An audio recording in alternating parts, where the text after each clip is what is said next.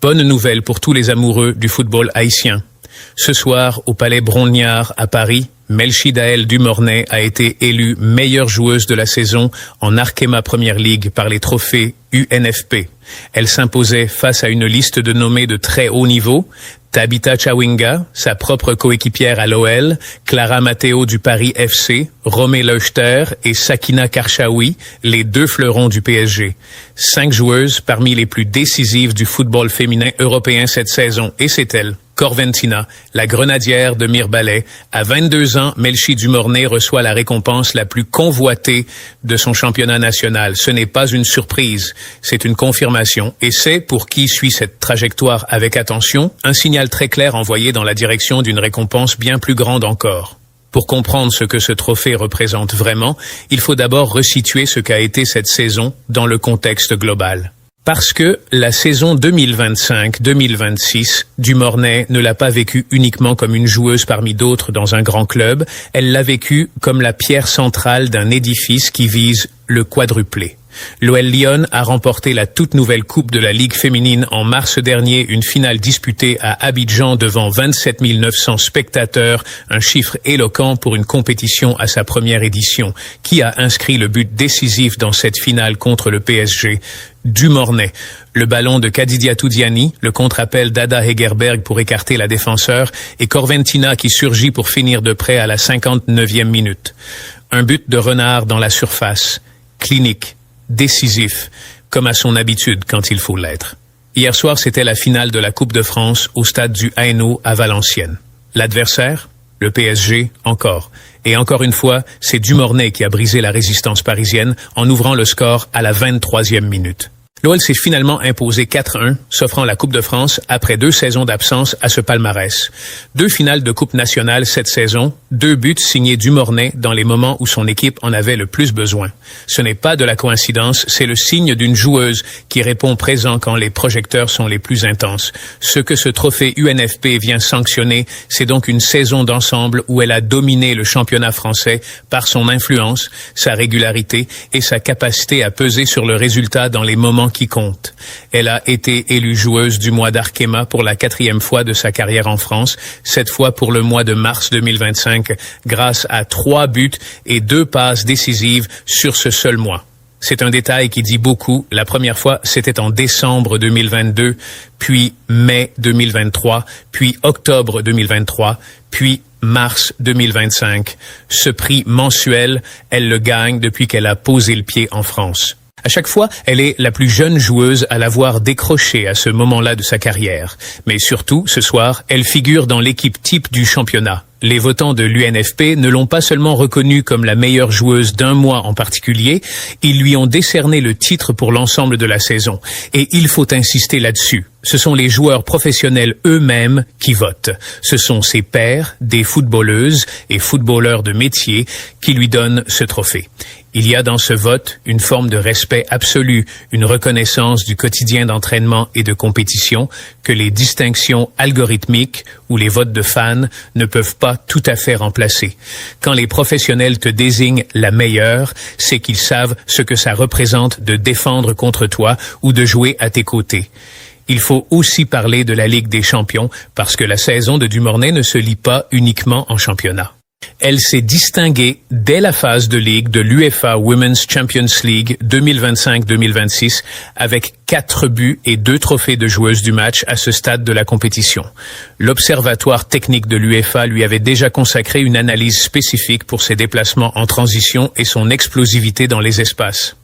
L'UEFA elle-même, dans son bilan de la phase de ligue, a mis en avant le doublé qu'elle avait inscrit lors du match contre Arsenal. 2 buts en première mi-temps, une réponse immédiate après l'ouverture du score adverse, exactement ce que l'on attend d'une grande joueuse dans un grand moment. En quart de finale contre Wolfsburg, elle est encore à la marque. L'OL s'est qualifié pour les demi. En demi-finale retour contre Arsenal, une semaine à peine après avoir été mise au repos lors du match aller, l'OL revenait avec un déficit de 2-1 au score. Dumornay joue et renverse la rencontre. Elle provoque le pénalty qui initie la remontée lyonnaise. Elle délivre la passe décisive sur le but de Jules Brand qui scelle la qualification. Elle est élue joueuse du match. L'observatrice technique de l'UEFA, Nora Heptel, a résumé son match avec une précision chirurgicale. Elle a été impliquée dans toutes les actions offensives décisives, soit par sa dernière passe décisive, soit par ses courses explosives dans la surface qui ont généré les situations les plus dangereuses. L'entraîneur Jonathan Giraldez, lui, n'a pas cherché ses mots. Spécial, parmi les meilleurs au monde. Voilà le registre dans lequel son nom circule désormais dans les couloirs de la compétition. Et ce n'est pas un commentateur haïtien qui le dit, c'est le coach de l'OL, l'un des techniciens les plus exigeants du football féminin européen. Ce qui rend cette saison encore plus révélatrice, c'est le repositionnement tactique qu'elle a accepté et maîtrisé. Depuis le début de cet exercice, Dumornay évolue davantage dans l'entrejeu, portant le dossard numéro 6, liant le jeu entre les lignes plutôt que d'être seulement la pointe acérée vers laquelle tout converge. Ce choix tactique aurait pu diluer son impact offensif. Il a au contraire élargi son vocabulaire footballistique. CBS Sports, en début d'année 2026, l'avait positionné en tête de son classement des candidates au Ballon d'Or féminin en soulignant précisément cette dimension nouvelle. Il n'existait peut-être aucune autre joueuse en Europe aussi redoutable et spectaculaire. Une joueuse capable de tout faire, dicter le tempo, porter les ballons, finir, fabriquer. Elle domine le classement des tirs de son club en Ligue des Champions tout en créant des espaces constants pour ses coéquipières. Elle est devenue une menace à double dimension, celle qui finit et celle qui fabrique. C'est dans ce registre complet que le trophée UNFP prend tout son sens. Les professionnels qui ont voté ne récompensent pas juste une buteuse, ils récompensent une joueuse totale. Il faut replacer ce trophée dans la chaîne de distinction qui s'est construite autour d'elle depuis un an. En janvier 2026, Melchi Dumornay a remporté les 433 Awards, un vote international organisé par la plateforme spécialisée 433 qui a mobilisé plus de 856 000 participants. Elle y a éliminé successivement Mariona Caldente, Aitana Bonmati, puis Claudia Pina avant de s'imposer en finale avec 55% des voix face à Alexia Putellas, double ballon d'or. Oui, une joueuse haïtienne a battu Alexia Putellas dans un vote international de référence sur le football féminin. Ce chiffre, 856 000 participants, dit aussi quelque chose sur la mobilisation de la diaspora haïtienne et des supporters de Corventina partout dans le monde. Et bien que ces 433 awards reposent sur un vote du public, la liste des adversaires rencontrés, Bonmati, Putellas, Caldente, reflète exactement la hiérarchie du football féminin mondial, les noms que l'on retrouve systématiquement dans les nominations au Ballon d'Or officiel. Avant cela, en 2025, elle avait terminé 18e du Ballon d'Or, première joueuse haïtienne de l'histoire à figurer dans cette liste. Elle avait également remporté le prix de meilleure joueuse de la CONCACAF. Couche après couche, la reconnaissance internationale s'accumule. Le trophée UNFP de ce soir est la pièce la plus récente d'une mosaïque qui prend forme de manière très lisible. Le Ballon d'Or féminin, dans ce contexte, est devenu une conversation sérieuse et légitime. Plusieurs classements médiatiques la placent dans le top 5 des candidates. Goal la situait en 4e position avant les demi-finales de C1. Position établie derrière Alexia Putellas, Ewa Pajor et Alessia Russo. Mais les demi-finales de C1 ont redistribué les cartes. Sa performance contre Arsenal, le fait qu'elle soit restée sur le banc au match aller et qu'elle ait quand même décidé du destin de la double confrontation au match retour, ce type de récit dans la culture du Ballon d'Or pèse lourd. Le Ballon d'Or féminin se gagne ou se perd souvent dans les grandes soirées européennes parce que c'est la compétition la plus suivie, la plus scrutée, celle dont les images circulent le plus loin et qui reste gravée dans les mémoires des électeurs au moment du vote. Dumornay a produit cette saison en Ligue des Champions exactement le type de prestation qui forge les légendes individuelles. Ses concurrentes les plus directes pour la distinction suprême s'appellent Alexia Putellas et Aitana Bonmati, deux joueuses du FC Barcelone, l'adversaire de l'OL en finale de la Women's Champions League le 23 mai à Oslo. Ce n'est pas un simple détail de calendrier. C'est la confrontation la plus symbolique de la fin de saison.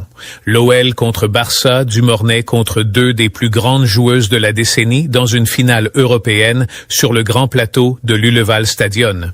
Pour la 4e fois de l'histoire, ces deux clubs se retrouvent en finale d'une compétition européenne. Le contexte ne pourrait pas être plus dramatique pour une candidature au Ballon d'Or. Si Corventina brille à Oslo, si elle porte les Lyonnaises vers un 9e titre européen face aux 2 stars barcelonaises, la discussion change de dimension. Gagner une finale de Women's Champions League en étant la joueuse déterminante sur le terrain face aux meilleurs au monde, c'est l'argument ultime que les électeurs du Ballon d'Or ne pourront pas ignorer. C'est pour ça que ce trophée UNFP remporté ce soir a une résonance qui dépasse largement le seul cadre du football féminin français. Ce n'est pas uniquement la consécration d'une saison brillante dans le championnat. C'est une étape dans une trajectoire qui pointe vers quelque chose de plus grand. La reconnaissance des joueurs professionnels français par les urnes de l'UNFP dit ceci. Sur les terrains de l'Arkema Premier League cette saison, aucune joueuse n'a été plus déterminante qu'elle.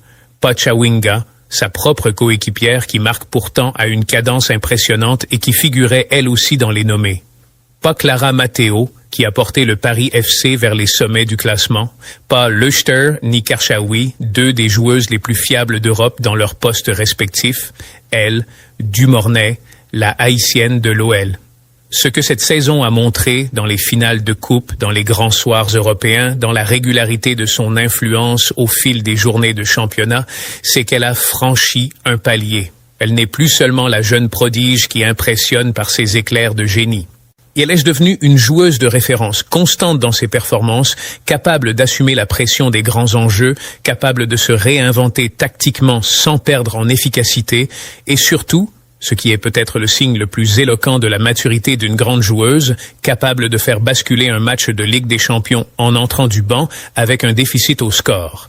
À 22 ans, avec 2 titres de championnat à Lyon, 2 coupes nationales gagnées cette saison, une finale de C1 à jouer dans 12 jours à Oslo, les 433 awards dans la vitrine et maintenant ce trophée UNFP dans les mains, l'histoire de Melchidaël Dumornay est loin d'être terminée. Elle n'en est probablement qu'à son commencement. Merci d'avoir regardé la vidéo jusqu'à la fin. N'hésitez pas à la partager et à vous abonner.